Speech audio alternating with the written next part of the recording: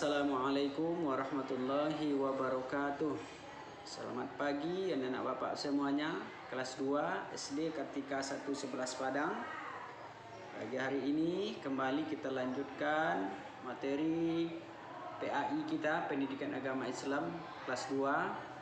Sebelum kita memulai pembelajaran kita pagi hari ini, Pak selalu mendoakan semoga Allah selalu melindungi kita semuanya dari wabah yang sampai saat ini belum memberikan tanda-tanda akan berkurang ataupun akan hilang dari daerah kita. Semoga Allah selalu melindungi kita semua hendaknya. Amin ya rabbal alamin. Baik, kita mulai pembelajaran kita pagi hari ini dengan membaca basmalah. Bismillahirrahmanirrahim. Baik Bapak semuanya. Minggu yang lalu atau tepatnya Jumat yang lalu kita sudah belajar tentang pengertian wudhu. Apa yang dikatakan dengan wudhu? Membasuh sebagian anggota tubuh untuk menghilangkan hadas kecil. Kemudian kita juga sudah belajar tentang air yang dapat kita gunakan untuk berwudhu. Ada air laut, ada air hujan, ada air embun, ada air salju, ada air sumur, ada air mata air, dan ada air sungai. Kemudian ada juga syarat wudhu, rukun wudhu, hal-hal yang membatalkan wudhu, dan sunat-sunat wudhu. Pagi hari ini kita akan membahas atau mempelajari tentang cara berwudhu. Adapun cara berwudhu, nah ini yang penting anak bapak ketahui, karena wudhu ini selalu kita kerjakan sebelum melaksanakan sholat. Karena kalau wudhu kita tidak sah, sholat kita juga tidak sah. Berkaitan antara wudhu dengan sholat. Apa yang kita kerjakan yang pertama kali? Pertama berniat. Apa niat wudhu? Nawaitul wudu'a liraf'il hadatsil asghari fardhon lillahi ta'ala. Niat itu tidak mesti dengan berbahasa Arab, boleh dengan bahasa kita. Kalau bahasa Indonesianya, sengaja aku berwudu untuk menghilangkan hadas kecil, fardu karena Allah Ta'ala. Ini mesti kita ketahui. Dan ini wajib kita tanamkan dalam hati. Jadi niat itu sebenarnya tidak mesti diucapkan, ditanamkan dalam hati. Berniat wudu menghilangkan hadas kecil karena Allah. Jadi tidak mesti kita baca. Niat itu adalah pekerjaan hati. Bolehkah dibaca? Boleh, tidak masalah. Untuk menguatkan niat yang akan kita kerjakan. Atau untuk memantapkan pekerjaan kita. Ketika kita melakukan, terasa kalau kita beribadah, kalau kita melakukan ibadah tersebut karena Allah Subhanahu wa Ta'ala. Yang kedua, membasuh kedua tangan sampai pergelangan. Nah, ini yang kemarin. Membasuh dua tangan sampai pergelangan. Nah, Bapak tahu gelang? Ini gelang. Pergelangan.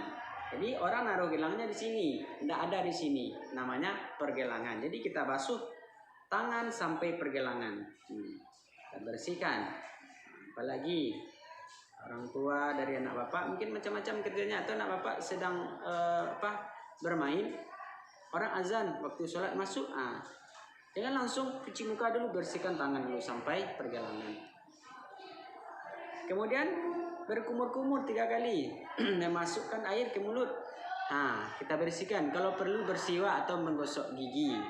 Kata Rasulullah, seandainya menggosok gigi tidak memberatkan bagi umatku, maka akan kusuruh mereka menggosok gigi setiap berwudu. Nah, jadi kita sunat hukumnya menggosok gigi ketika akan melakukan wudu. Kemudian istinsya. Apa itu istinsya?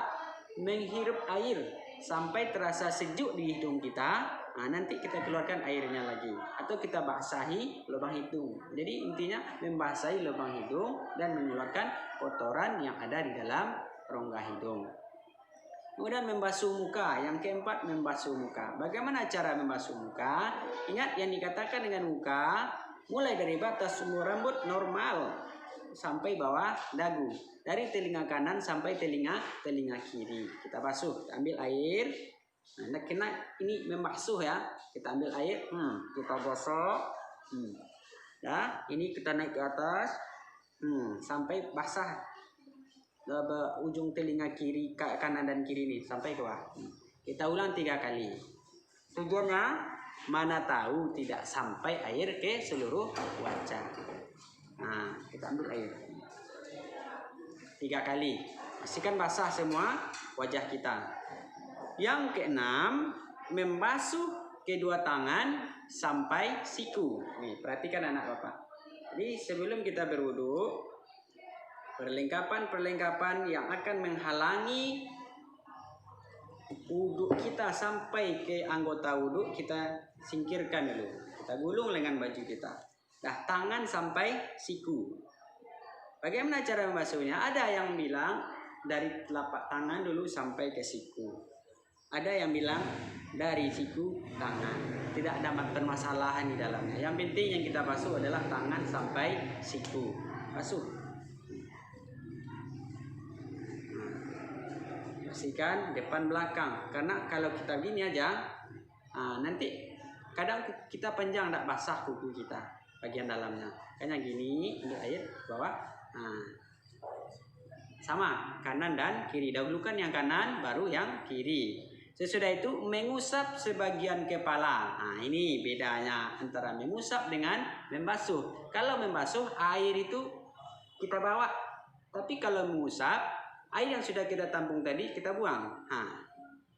Boleh begini seluruh kepala, langsung lubang telinga. Nah, ini nah Bapak ya.